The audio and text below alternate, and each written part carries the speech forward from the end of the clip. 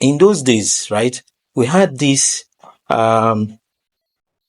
perception, and it's possible that it was also true that some of the handwriting was deliberate in order to conceal the identity of the drugs, because we don't want the person to go out to get the drugs.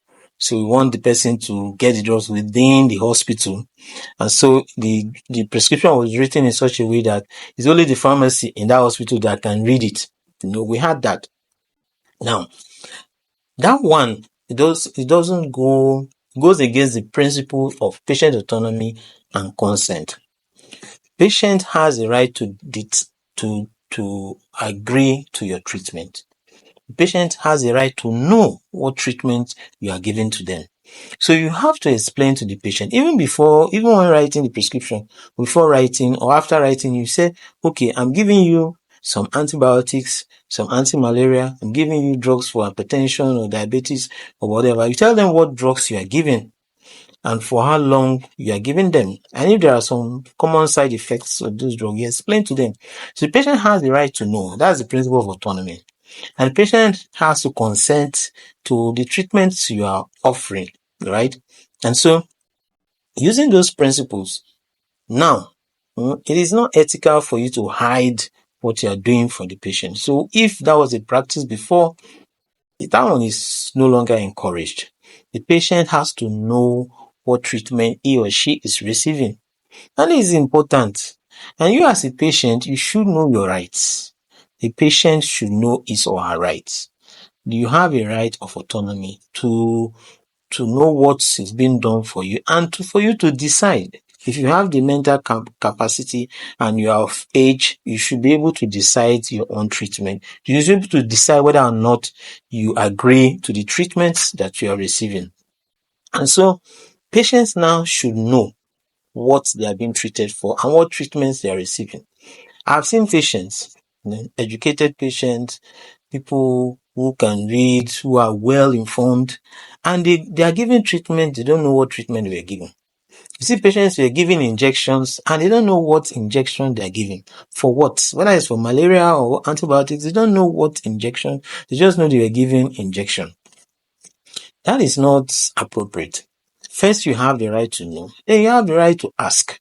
If your physician, your health practitioner is giving you any treatment, you have to ask, please, what is this treatment for? What injection is this? You have to ask. Don't be scared. It's within your rights to know. So that practice of you have to hide what you are doing, that one doesn't fall in with the ethics of medical profession. So, going back to what we've been saying, poorly written handwriting can lead to medication errors. It can diminish patient safety, and patient safety is something that is very important. We have to prioritize patient safety. So, good handwriting and good enough, electronic systems, electronic records, electronic system are now becoming more common. In many government hospitals, you have health in a bus that is coming up, and in many centers are using it, such that you have electronic records whereby you make notes in a computer, in a software, computer system. You make notes, you can write prescriptions, you can make prescriptions on those electronic records, you can write out investigations and all that.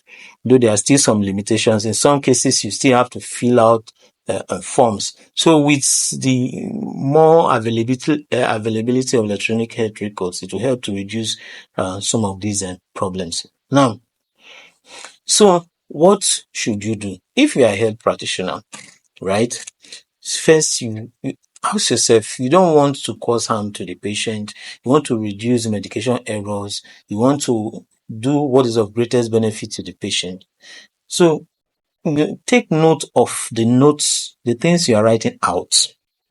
If you're writing a prescription that will leave you, that the patient will take to go to get drugs, try as much as, even if the notes you've written about the patient in the patient's record are not that clear, but the prescription that you are writing, try and make it legible. And that is what I've tried to. I don't have good writing, right? But whenever I'm writing a prescription, I'm always careful. I tell myself this is a prescription. So I write more slowly. If you write more slowly, your writing becomes more legible. Then sometimes if needed, if your writing is that bad, you can write some in capitals. Then keywords. There are some keywords that should be legible. For example, you're writing a drug. The name of the drug is a keyword. It should be clear. There should not be confusion about, oh, what is this? What's this drug? Is it augmentin? Is this azithromycin? Is it what? No. The name of the drug should be clear, because if the pharmacy knows the name of the drug, if it's a qualified pharmacist, they usually know what dose of such drug, the different doses of such medications. And so they could easily decipher some other things. So some keywords like the name of medications and other details should be clear enough. If you're writing referral notes that will go out, so key things should be clear. For example, there's an emergency, somebody is convulsing, somebody is bleeding. Those key things that are happening to the patient should be, you write it carefully, so that no matter what else you write, but the key thing that is wrong with the patient, that you want attention, immediate attention in the facility they are going, those things should be clearly written. So we should we should pause. Oftentimes we are like robots, right? You're already used to a certain routine, certain style, and you're just writing, you're just seeing patients and writing and writing. But sometimes you just pause and say, okay, what is it that I'm doing, right? How can I improve the care I give to patients? And one of the things is that you just pause and say, okay, what can I do to improve, right? If I'm writing a prescription, slow down.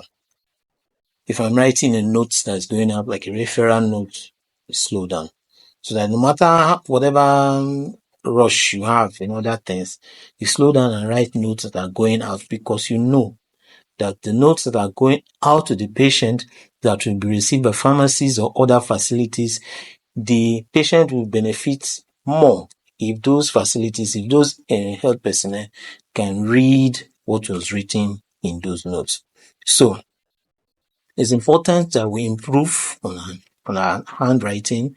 It's no longer acceptable that you have to write certain things in code such that no one else can decipher what is written. The patient has a right to know what is being given, what kind of treatment is being given, because the patient can react to the drug. And so if the patient reacts, if he goes to another facility, they have to know what the patient is being given so that the patient can be helped. So all of these things are important.